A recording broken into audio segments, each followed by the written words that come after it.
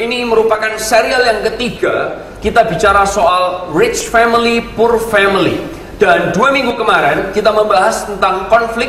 Dan kita menyadari bahwa semua kita punya konflik dan menghadapi konflik dalam segala area dalam kehidupan kita, termasuk dalam satu hal yang namanya keluarga. Nah, Bapak Ibu Saudara sekalian, di hari ini saya ingin mengajak saudara melihat tentang sebuah judulnya ini adalah ini: siapa yang merimut kehidupan Anda? Siapa yang merimut kehidupan Anda? Bisakah Anda bayangkan kalau mungkin ini kejadian saudara, setiap hari Anda menjalani hari saudara mungkin baik-baik saja, semuanya jalan baik-baik saja, happy, semuanya feels great, the mood is good, dan kemudian the birds are singing, katanya kayak gitu, the flowers are blooming, katanya kayak gitu, dan kemudian tiba-tiba ada orang yang lewat, dan kemudian dia tuh kayak ruin your day, dia merusak hari saudara. Anda seharusnya lagi merasa nyaman, lagi merasa enak, tahu-tahu saudara merasa, aduh, orang ini jengkelin banget, buat saudara marah, jadi saudara bad mood, langsung saudara, aduh, gak enak banget. Seolah-olah dia tuh kayak menekan sebuah tombol yang kemudian dia tuh merusak kehidupan kita.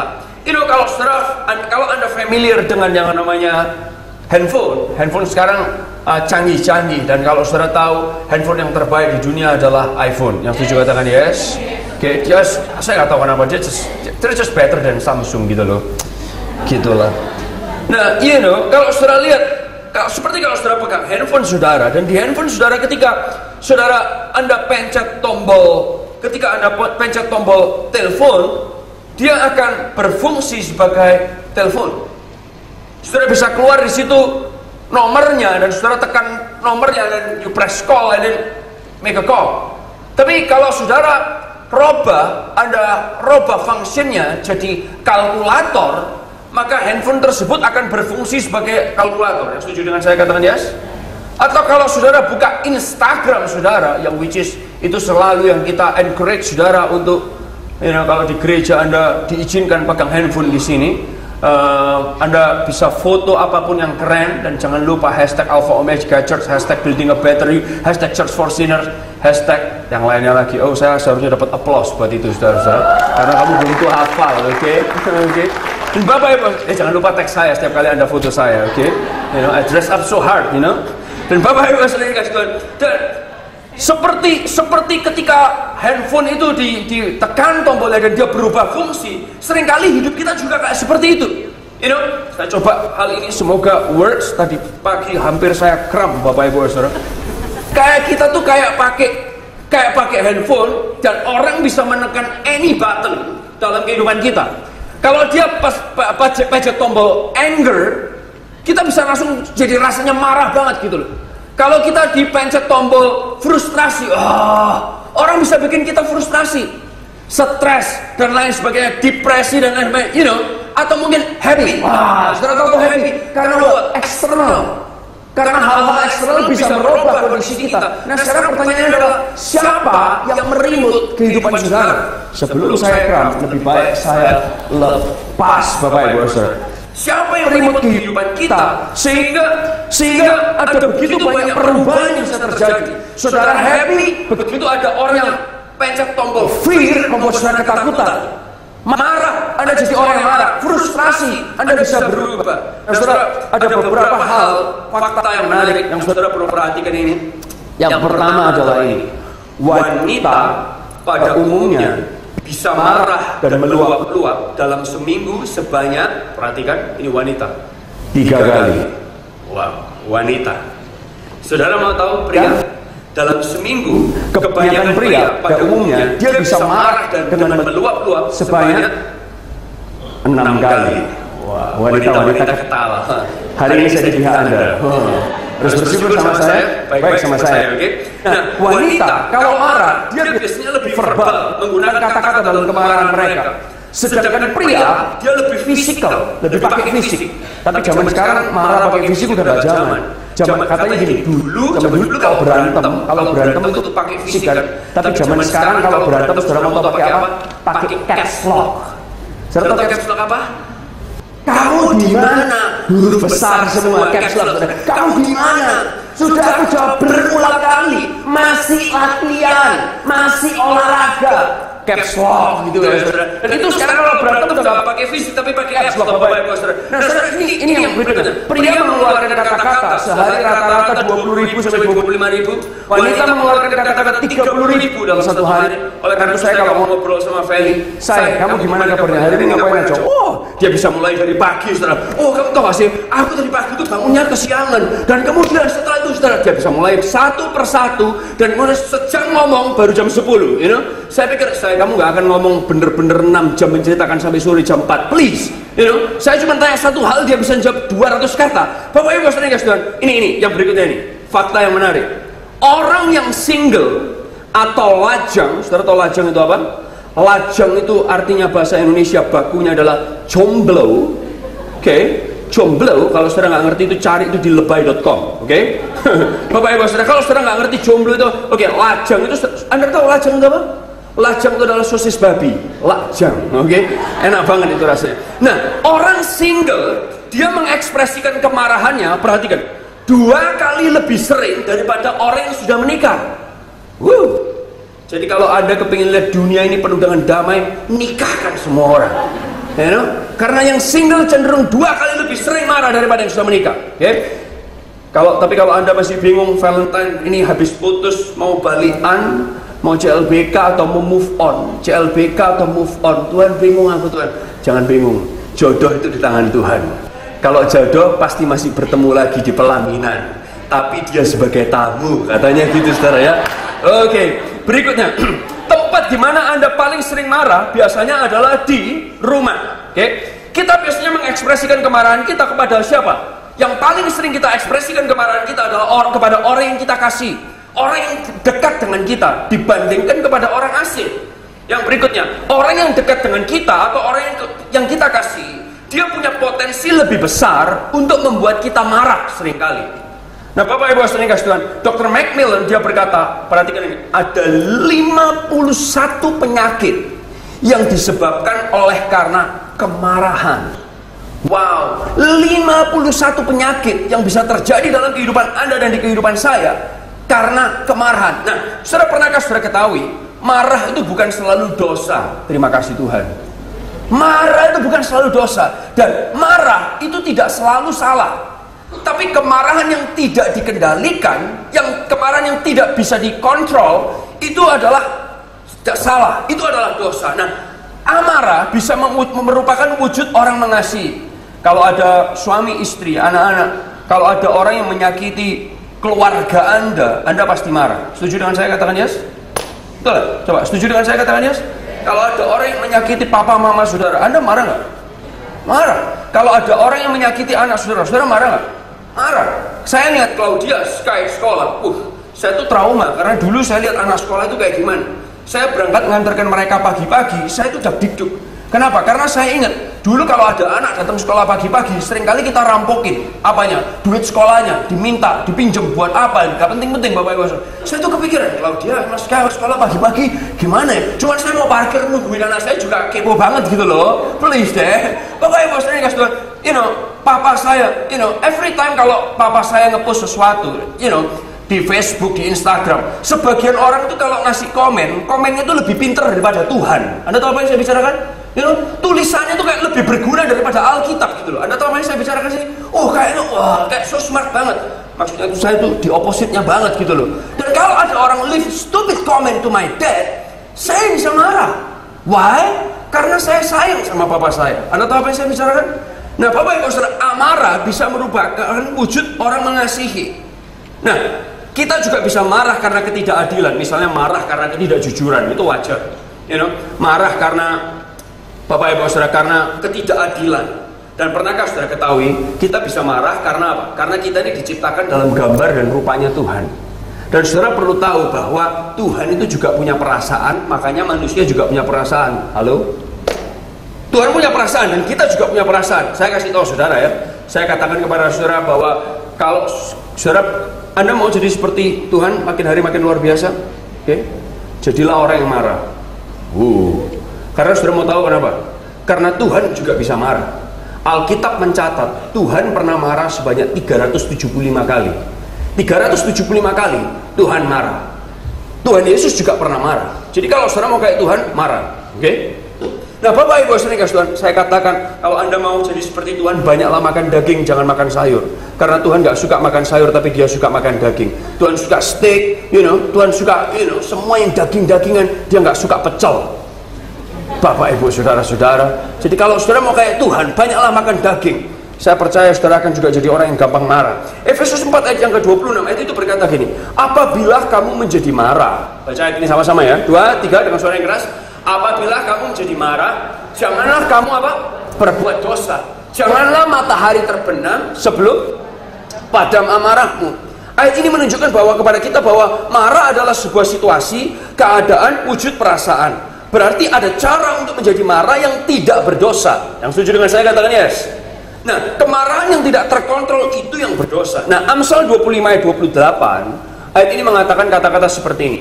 Orang yang tidak dapat mengendalikan diri, dia seperti kota yang roboh temboknya. Boleh baca dengan saya sekali lagi dengan suara yang keras, 2, 3. Orang yang tidak dapat mengendalikan diri, dia seperti kota yang roboh temboknya.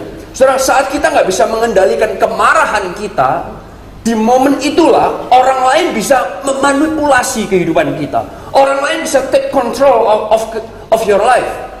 Ketika saudara nggak bisa mengendalikan marah saudara, orang lain sedang mengambil kontrol, mengambil kendali dalam kehidupan saudara. Pernahkah saudara sadari ada berapa yang pernah ngomong kata-kata ini? Orang ini bikin aku marah. Saudara pernah ngomong kayak gitu dalam kehidupan saudara? Orang ini bikin aku marah. Oh oke. Kalau saudara mungkin nggak familiar dengan kata-kata ini, saudara pernah ngomong kayak gini nggak? Orang ini bunceng noipel, Pernah? Yang pernah ngomong gitu, please angkat tangannya. Yang pernah ngomong gitu, please pelan-pelan, lebih tinggi lagi. Lebih tinggi lagi, lebih tinggi lagi, berdiri dong yang pernah.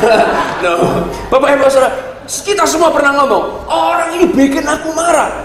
Pernahkah sudah ketahui, ketika Anda sedang berkata seperti itu, Anda sedang mengakui bahwa orang itu sedang memegang kendali terhadap kehidupan saudara. Orang itu sedang take control of your life. Dia sedang mengendalikan emosi kita, dia sedang mengendalikan seluruh kehidupan kita. Dan Anda sedang mengakui bahwa ketika Anda berkata orang itu bikin gua marah, ketika saudara ngobrol seperti itu, sebenarnya yang terjadi adalah Anda sadar bahwa Anda sedang lemah dan orang itu kuat karena orang itu membuat kita marah. Anda ngikutin apa yang saya bicarakan? Membuat kita marah. Bapak Ibu Saudara, karena mereka bisa membuat kita marah, berarti orang itu punya kemampuan untuk pushing your button, untuk mengontrol kehidupan saudara. Dia punya kemampuan untuk tekan anger, dan kemudian mood saudara jadi anger, fear, mood saudara jadi fear. Nah Bapak Ibu saudara yang kasih Tuhan, ini yang terjadi. Kemarahan adalah respon yang kita pelajari, mungkin dari orang lain, mungkin dari TV, mungkin dari film, mungkin dari orang tua, teman, atau orang lain dalam kehidupan kita. And the good news is, berita baiknya adalah ini, saudara perhatikan, kemarahan it can be learned and it can be unlearned. Sekali lagi saya ulang, kemarahan, anger, it can be learned and it can be unlearned. Itu bisa dipelajari, dan kalau sesuatu itu bisa dipelajari, itu bisa dibuang juga. Kalau Anda familiar dengan handphone, ada sebuah hal yang namanya Anda bisa install, you know what I mean? Install. Dan kalau sesuatu yang Anda install, itu juga pasti Anda bisa uninstall. Are you with me? Sesuatu yang saudara install, Anda bisa uninstall itu balik. Kalau saudara seandainya Anda punya sebuah application-nya adalah ini, Bad Day. Anda cari di App Store saudara, Anda nemukan di sana dan Anda download karena Anda pemakai iPhone. Lalu kemudian Anda install. Kalau itu sudah terinstall di sana dan saudara nggak kepingin lagi punya Bad Day, pernahkah saudara ketahui? Anda bisa tekan button ini sedikit agak lama, dan kemudian ada tombol X itu keluar dan Anda bisa delete hal tersebut. Yang setuju dengan saya katakan yes. Demikian juga dengan kehidupan kita. Kalau kemarahan itu dipelajari, it can be learned, it can be also unlearned. Bapak Ibu saudara kasih Tuhan, bisa dipelajari, bisa juga untuk dibuat. Nah hari ini kita akan melihat dua bagian besar tentang ini. Yang pertama, beberapa bentuk kemarahan. Saudara, Anda boleh catat ini nanti, ini karena di bagian akhir mungkin saya akan cerita sebuah cerita yang menarik tentang kemarahan. Dan saudara akan mungkin berkata, oh my gosh, seharusnya gua tulis itu dari tadi. Hey, sebelum saudara menyesalinya, lebih baik Anda catat dari sekarang. Yang pertama beberapa bentuk kemarahan, dan kemudian kedua nanti saya akan ngajak saudara bagaimana kita mengatasi kemarahan. Beberapa bentuk kemarahan, ada 4 bentuk. Yang bentuk yang pertama adalah yang namanya senapan mesin, machine gun. Ini tipikal orang yang kalau dia marah itu langsung sikat semua. Saudara, kalau dia marah, oh Bapak Ibu Saudara, kalau dia lagi marah, itu borgolnya polisi itu bisa putus Bapak Ibu Saudara. Karena benar-benar tidak terkontrol, langsung tembak sana, langsung tembak sini. Dia akan teriak, dia akan ngomong kotor, sumpah serapah, lempar barang dan lain sebagainya. Begitu ada yang pencet tombolnya, dia langsung wow. Bapak Ibu Saudara, contohnya siapa? Mungkin Anda kenal orang ini. Ini ada contoh di dunia ini, Julia Perez. Kalau lagi marah, wow, scary Bapak Ibu Saudara. Atau ini, DP. Siapa tuh? Dewi Persik. Serta waktu mereka marah, wow, langsung berantem, langsung ribut. Di Alkitab juga ada. Oke, saya tahu saudara nggak ngerti siapa tuh Julia Perez, siapa tuh Dewi Persik. Oke, saya kasih saudara contoh Alkitab. Saudara tahu orang yang namanya Kain? Oh, rasanya langsung tahu semua gitu ya. Hebat banget sih saudara. Oke, pasti saya tahu jemaat di AUS ini sering sekali dan suka sekali membaca Alkitab.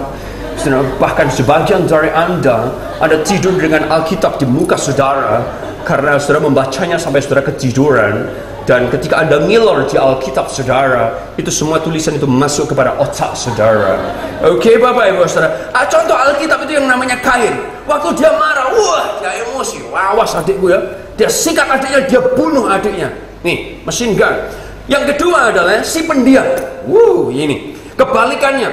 Kalau si pendiam ini, dia nggak meletus-letus, mereka diam. Saudara, Anda didiemin, maksudnya mereka pura-pura. Ini biasanya kalau cewek-cewek ini kalau chattingan. Hei, kamu kenapa? Katanya gini, kalau jawabnya singkat dikira marah, katanya kan gitu kan. Ini kalau cewek-cewek, kamu kok sih kok dimai? Keyboard yang di TV, bahasa Surabaya itu adalah bahasa Indonesia yang normal, oke? Please, oke? Kamu kenapa sih? Kamu kenapa kok diem aja? Jawabannya adalah nggak apa-apa. Loh, terus kamu kenapa kok gitu? Yang nggak apa-apa. Kenapa sih? Ngomong dong. Nggak apa-apa. Saudara, bahasa nggak apa-apa ini bingung. Kamu marah ya? Siapa sih yang kamu? Akhirnya gitu saudara. Karena kalau ditanya itu, orang marah itu adalah orang yang nggak apa-apa. Ngapain sih kamu? Nggak apa-apa. Kenapa sih kok diem aja? Ya nggak apa-apa. Bingung saudara, mau diapain? Lagi nggak apa-apa you. Bapak Ibu Saudara, setiap kali kita mendiamkan kemarahan, ibaratnya itu kayak kita menelannya. Dan mereka saudara ketahui, tubuh kita ini menderita ketika saudara menelan kemarahan. Orang yang pendiam dan pendendam ini akan kena beberapa penyakit. Penyakitnya adalah ini, perhatikan saya, oke? Penyakitnya adalah darah tinggi, migren, lalu kemudian vertigo. Nah, ada penyakit yang sangat keren yang dokter baru pelajari. Perhatikan ini baik-baik. Ketika Anda suka mendendam, marah, dan dalam Anda itu kayak terbakar, ada sebuah penyakit yang sering menyerang orang yang suka marah seperti itu. Namanya, perhatikan saya baik-baik karena ini penyakit ini susah banget, saudara nggak akan ngerti. Namanya adalah panas dalam. Kenapa? Karena di dalamnya lagi panas gitu loh. Please, lebay.com Bapak Ibu Saudara. Panas dalam. Karena apa? Dalamnya panas. Nah, amazing. Karena apa? Dia lembab, sakit semua. Karena dia menelan, itu marah, dia telan mentah-mentah. Bapak Ibu Saudara bisa keluar. Saudara mau tahu contoh orang di Alkitab siapa? Yeremia 15 ayat 17 sampai 18. Dia berkata gini, I stayed by myself and was filled with anger. Why do I keep on suffering? Aku menjauh dari keramaian aku sendirian. Dan dia berkata, I stayed by myself and I'm filled with anger. Diriku dipenuhi dengan kemarahan. Kenapa aku menderita terus? Dan dia memendam itu. Dan tipikal orang-orang yang ketiga adalah yang namanya martir. Kalau jadi martir Kristus, wah itu adalah sesuatu yang baik. Tapi kalau sudah mati karena sudah marah, itu kasihan banget ya lu. Ada tipikal orang yang marahnya itu kayak martir. Kayak gimana? Orang martir ini kalau dia marah terhadap orang, dia itu cenderung menyalahkan dirinya sendiri. Dia nggak suka sama bosnya, dia nyalahkan dirinya sendiri. Oh, aku ini memang goblok, aku ini memang nggak bisa, aku ini memang nggak berguna. Oh, dia menyalahkan dirinya, blaming him terself sampai pada level yang berlebihan. Ini tipe orang marah yang martir. Bapak Ibu Saudara, dan kemudian dia duduk di pojok aja. Ya memang aku tidak bisa apa-apa. Ya memang aku tidak berguna.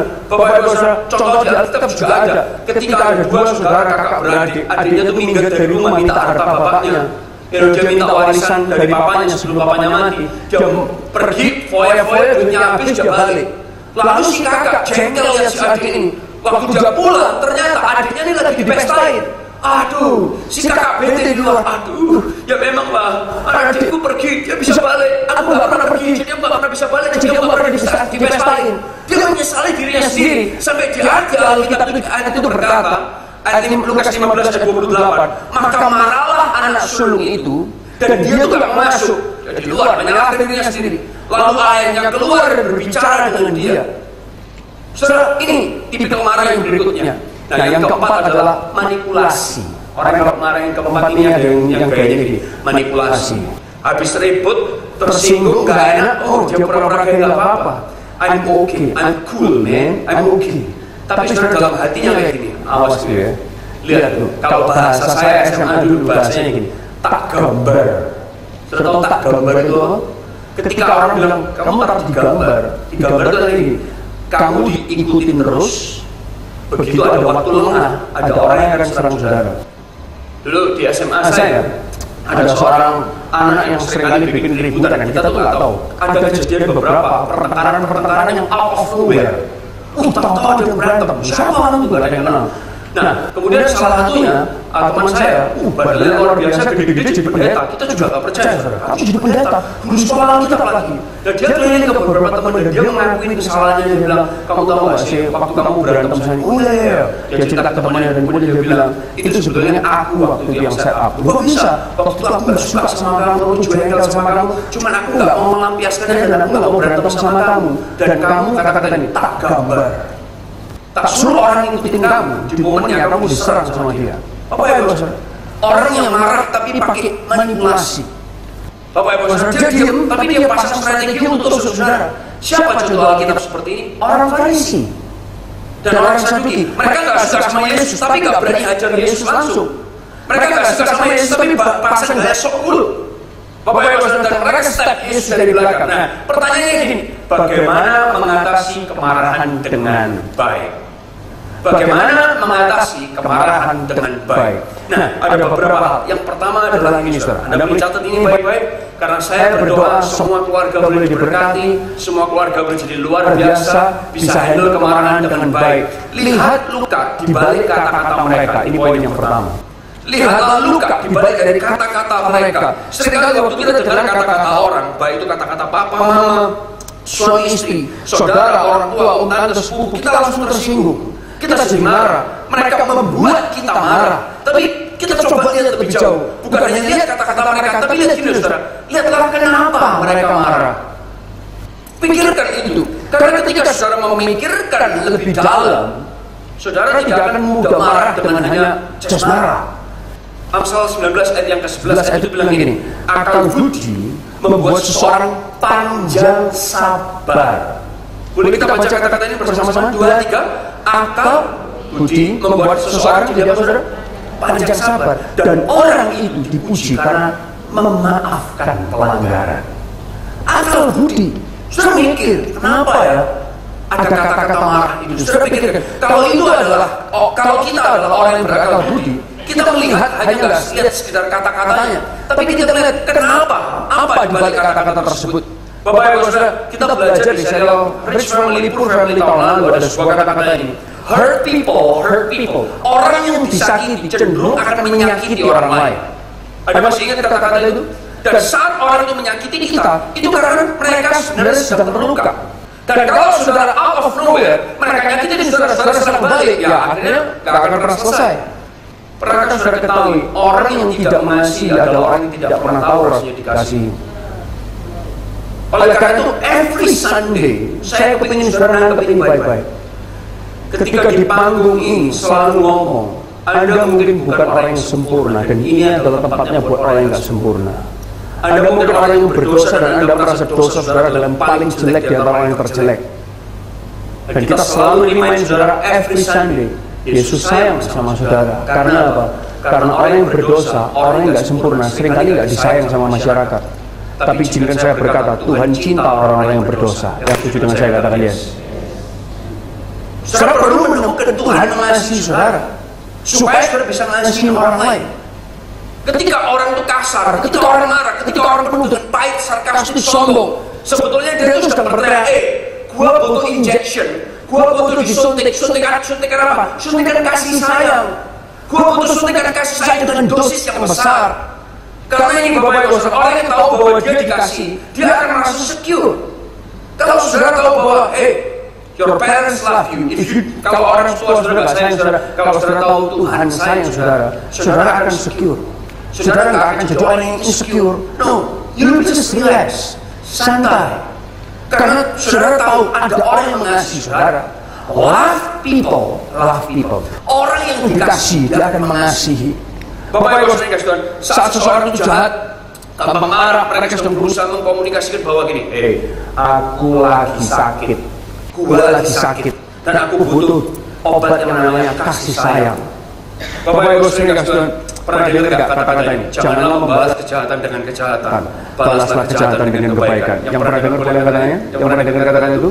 Bapak Ibu saudara, apa itu sebenarnya? Anda harus memutuskan sendiri. Anda mau balas kejahatan dengan kebaikan, atau balas kejahatan dengan kejahatan, atau kita dulu punya statement kata-kata gini.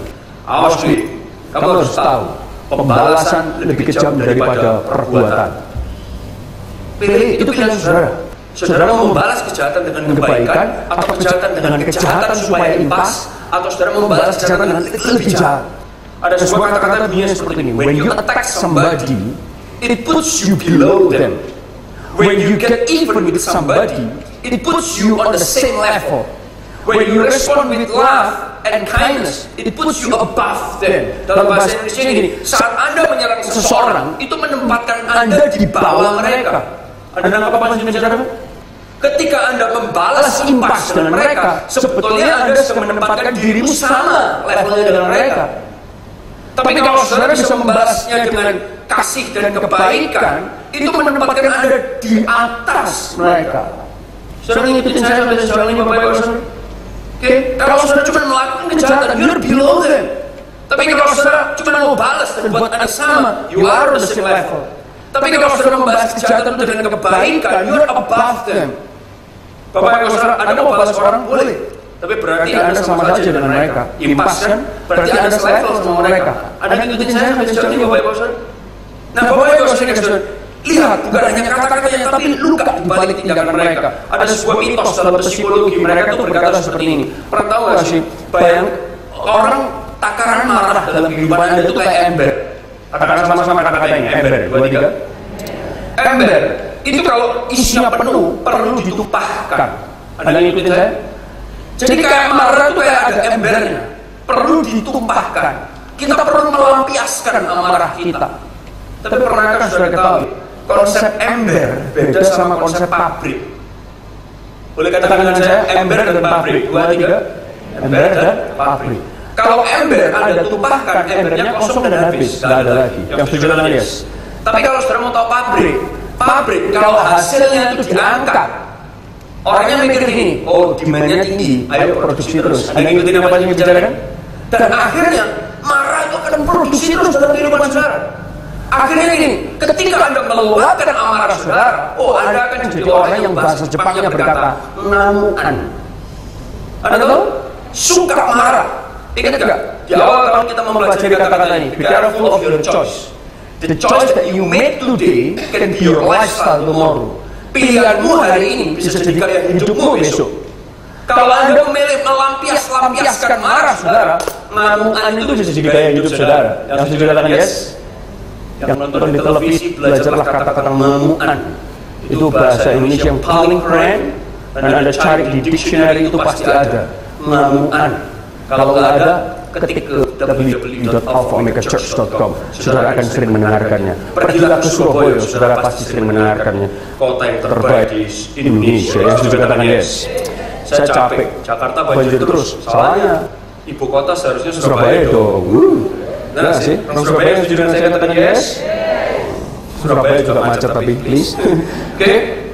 Nah, yang kedua adalah berhitung. Kalau tadi yang pertama, lihatlah di balik lebih daripada dibalik cuma kata-kata amarah. Yang kedua adalah yang sudah berhitung.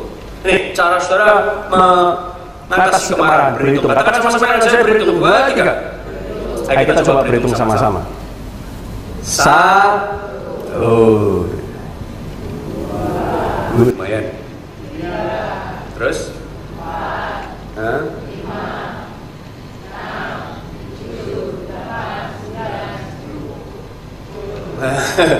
Bapak Ibu, kenapa saya ngajak Sudah berhitung? Bukan karena Anda nggak bisa hitung-hitungan.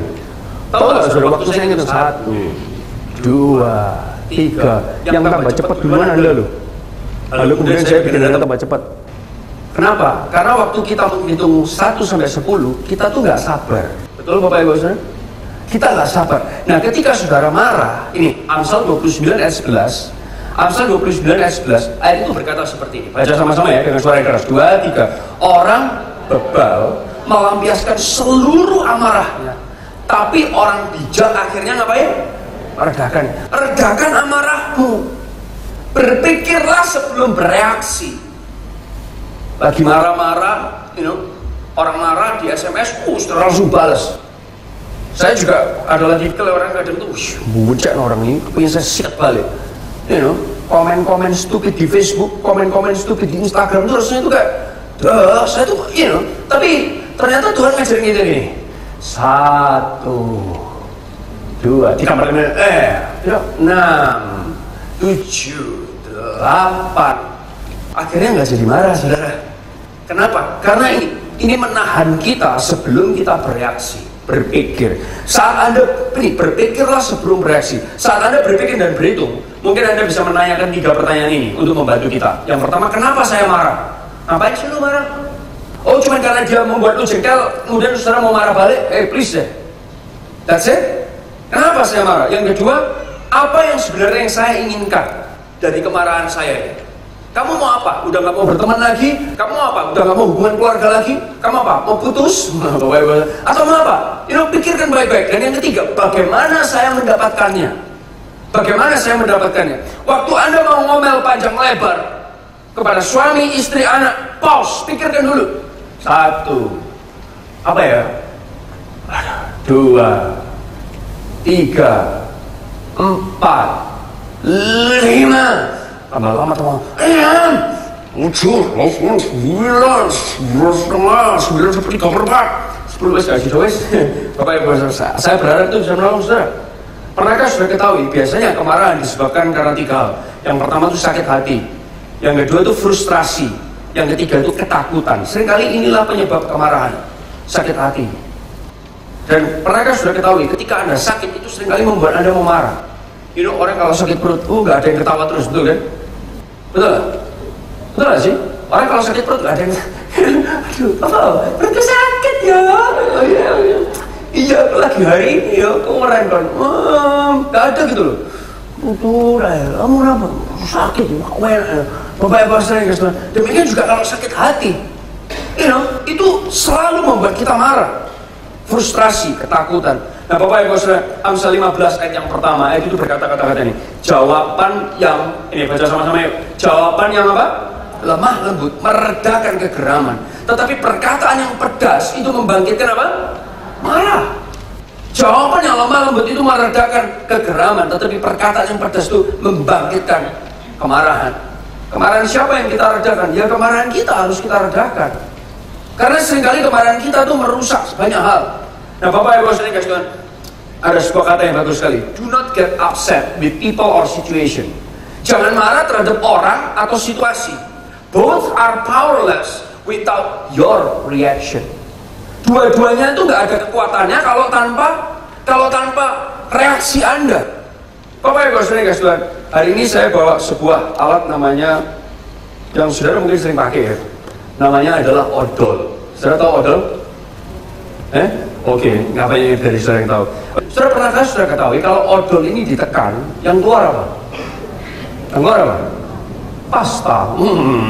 Yang bener aja. Kalau ada odol gini di keluar, pasta, fettuccine, spaghetti. Saya mau. Cuman odol ditekan keluarnya odol. Pasta gigi ditekan keluarnya ya pasta gigi. Ya sama sih memang sih saudara. Tapi coba saudara lihat, kalau odol ini ditekan, yang keluar adalah odolnya. Odolnya keluar. Nah, kenapa saya lakukan ini? Pernahkah saudara ketahui, ketika saudara itu marah, sebetulnya ada orang yang sedang memberikan tekanan kepada kehidupan saudara. Dan apa yang keluar dari marah saudara, itu adalah apa yang ada di dalam saudara. Oleh karena itu, isilah kehidupan Anda dengan firman Tuhan. Isilah pikiran saudara dengan pikiran yang positif terhadap orang lain. Supaya ketika seseorang menekan saudara, yang keluar itu bukanlah hal-hal yang buruk dan terlalu parah. Sekali lagi, bukan Anda nggak boleh marah ya. Karena firman Tuhan mengatakan kita bisa marah dan it's normal. Karena Tuhan pun juga marah. Tapi marah kita tuh nggak sampai, sampai liar dan tidak terkontrol. Karena isinya adalah kita selalu diisi dengan firman Tuhan. Saya so happy we have cell group. Kita punya komsel di gereja ini. Kalau di komsel saya itu sebagian jomblo, sebagian besar sudah menikah dan isinya tuh mereka ngobrolin, yang satu cerita suaminya kalau ribut sama istrinya kayak gimana, and you talk about it. Dan ketika kita ngobrol, ini yang terjadi saudara. Ketika kita ngobrolin, ini yang terjadi. Teman-teman yang lain mikir, ngasih solusi, akhirnya kita ini diisi dengan cara firman Tuhan. Ada bisa ngikutin apa yang saya bicarakan? Kita nggak cuma marah sendiri, tapi kita diubah. Amsal 4 ayat 23 itu berkata ini, jagalah hatimu dengan segala kewaspadaan, karena dari situlah terpancar kehidupan. Boleh baca ayat ini sama-sama dengan saya? Jagalah hatimu dengan segala kewaspadaan, karena dari situlah terpancar apa? Ini ayat yang harus diingat di ESBC. Lagi dong, 3 kali, 2, 3. Jagalah hatimu dengan segala kewaspadaan, karena dari situlah. Kedua, jagalah hatimu dengan segala kewaspadaan, karena dari situlah terpancar. Last one. Jagalah hatimu dengan segala kewaspadaan, karena dari situlah terpancar kehidupan. Hati kita ini harus diubah. Kalau saudara lihat, kalau ada sumur, saudara tahu sumur? Mungkin sebagian kita udah hidup dari zaman sumur lagi. Sumur, kalau airnya jelek, yang diganti apa? Anda ganti pompanya, dia tetap jelek. Yang setuju dengan saya katakan yes? Saudara, karena sumbernya udah rusak. Nah, ini yang ketiga. Oleh karena itu ini, saudara perlu melakukan ini. Kalau tadi yang pertama, bagaimana kita bisa mengatasi kemarahan. Yang pertama adalah lihat luka di balik kata-kata. Yang kedua berhitung. Dan yang ketiga, this is the most powerful one. Yang ketiga, mintalah pertolongan Tuhan. Mintalah pertolongan Tuhan. Mazmur 141 ayat yang ketiga, ayatnya bilang gini. Baca sama-sama ya. 2, 3. Awasilah mulutku ya Tuhan. Berjagalah pada pintu mana? Bibirku. Boleh baca sekali lagi ayatnya dengan suara yang keras? 2, 3. Awasilah mulutku ya Tuhan. Berjagalah pada pintu bibirku. Saudara, Anda perlu minta pertolongan Tuhan. Kadang hanya semudah mengatakan 3 kali ini, Tuhan tolong aku, Tuhan tolong aku, Tuhan tolong aku, Tuhan bantu aku. Ketika saudara minta tolong Tuhan, karena ketika kita minta bantuan Tuhan, Dia akan bekerja buat kita. Bukan hanya sekedar kita dengan kekuatan kita sendiri. Sorry itu sih. Kadang kita berhitung juga nggak bisa. 1, 2, 10, cepet, halus. Kadang itu nggak tahan. Panas dalamnya udah terlalu meledak-ledak. Makanya minumlah larutan penyegar. Nggak ngefek Bapak Ibu Saudara. Sampai botolnya dimasukin ke mulut saudara sekalipun nggak ngefek Bapak Ibu Saudara. Tapi ada momen-momen di mana kita mencoba and we are powerless. Dan ya Tuhan, please help me. Tuhan tolong aku. Saudara, saya pun juga manusia biasa. Saya pun juga kadang bisa kepingin ngamuk. Wah, Tuhan tolong Tuhan. Kayak gimana? Dan itu cools you down, menenangkan saudara kembali. Jangan gengsi sama Tuhan. Anda nggak perlu gengsi sama Tuhan.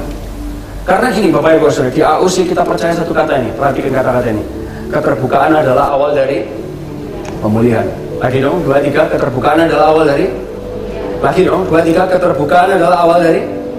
Saat kita terbuka sama Tuhan, Tuhan gak akan buang kita. Oleh karena itu ini yang AOC value.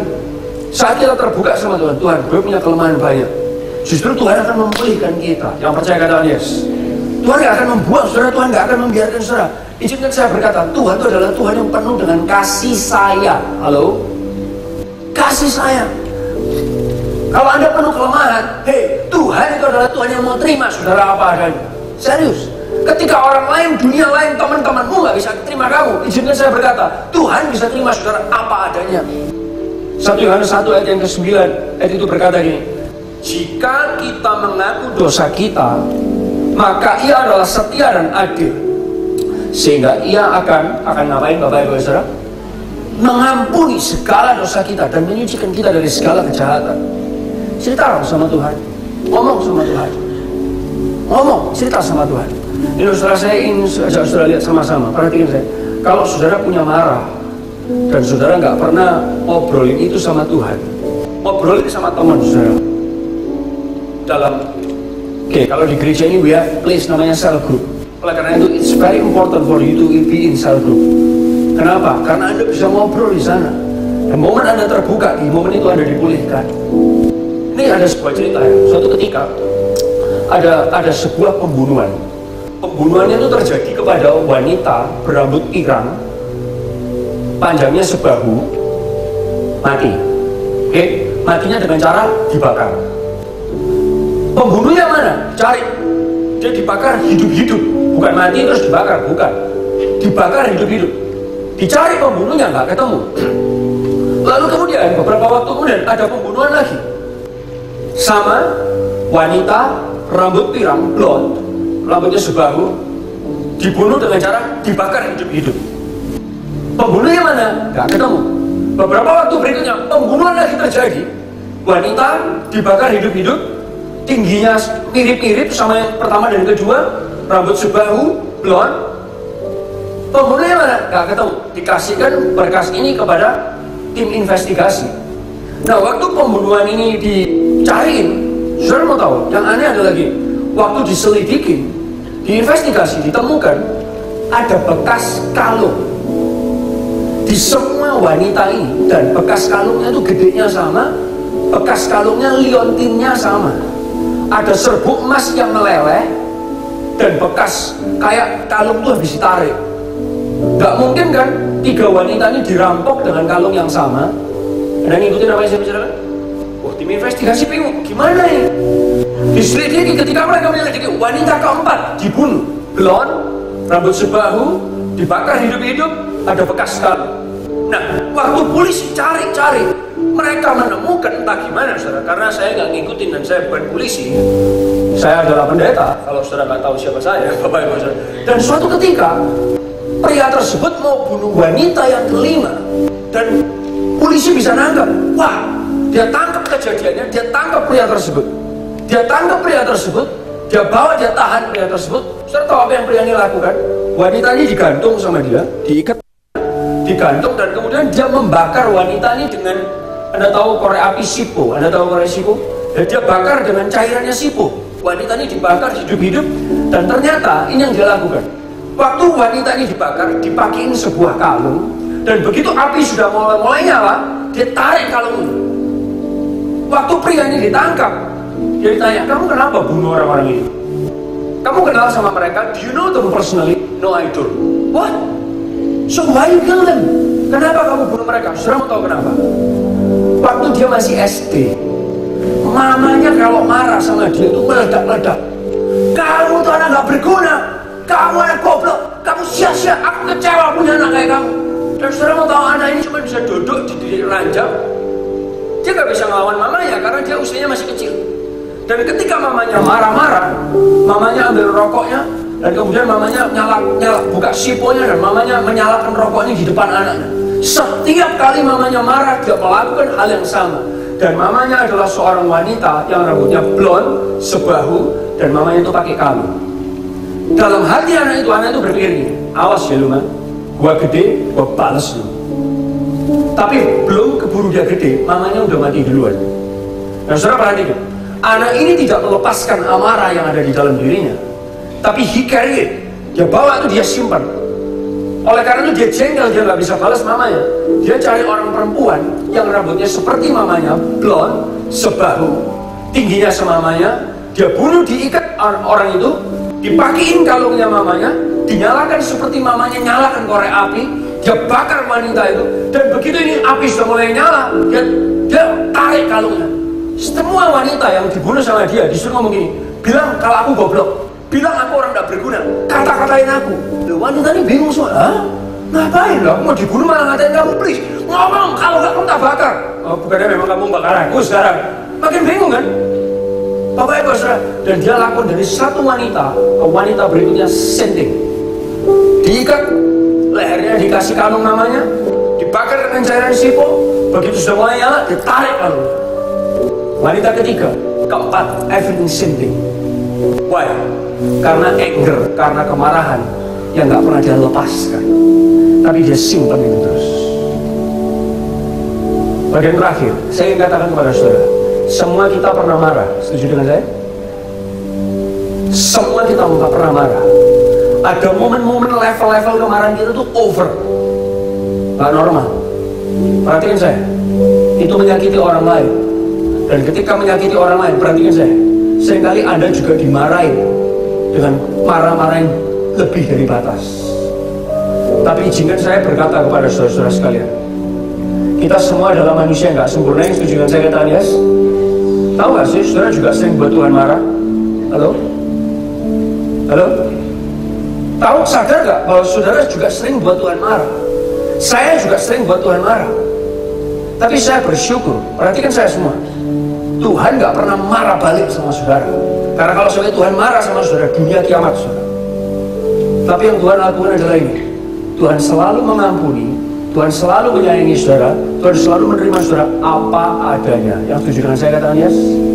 Oleh karena itu setiap minggu we mention that every Sunday, untuk memastikan saudara ngerti bahwa saudara adalah orang yang disayangi sama Tuhan. Dan berbekal dari inilah saudara juga bisa mengampuni orang yang membuat saudara marah. Karena apa? Kita juga sering bikin Tuhan marah, dan Tuhan ngampuni kita. Oleh karena itu kita perlu selalu ngobrol sama Tuhan. Tuhan tahulah aku lagi jengkel sama orang ini. Tuhan tahulah aku lagi benci. Please guard my heart. Jaga hatiku, jaga bibirku, pegangan. Bapak Ibu, ketika Anda terbuka kepada Tuhan, Tuhan akan memulihkan saudara. Saudara tidak akan dibiarkan sama Tuhan diikat oleh iblis dengan amarah dan membuat hidupmu berantakan. Tapi kamu akan selalu bisa melihat kemenangan, kemenangan, kemenangan. Ada juga orang yang bisa membawa damai terhadap keluarga saudara. Sebagian dari Anda mungkin berkata, Sah, kamu gak tahu betapa menjeknonya anggota keluarga. Kamu gak pernah ngalamin kayak gitu sih. Oh, siapa bilang? Saya juga pernah ngalamin ketemu dengan anggota keluarga yang menjekno. Saya juga pernah ngalamin. Tapi sadarkah saudara bahwa kita ini juga menjekno di hadapan Tuhan? Halo? Halo? Sadarkah saudara bahwa kita ini seringkali juga menjekno di hadapan Tuhan? Dan Tuhan tidak memilih untuk marah terhadap saudara, but He choose to forgive you. He choose to cover you with His grace. Dia memilih untuk melingkupi saudara, menutupi saudara dengan anugerahnya. Pagi hari ini jangan biarkan saudara keluar dari tempat ini dengan hati yang Anda biarkan kemarahan saudara mungkin terhadap papa mama, anak-anak, kakak, adik, siapapun. Jangan biarkan hatimu lengket dengan kepahitan. Tapi biarkan Anda keluar dari tempat ini, Anda boleh ditutup mengerti, Tuhan, thank you, aku juga sering bikin Tuhan marah, but you cover me with your grace. You cover me with your grace. Mari kita bagi berdiri bersama-sama.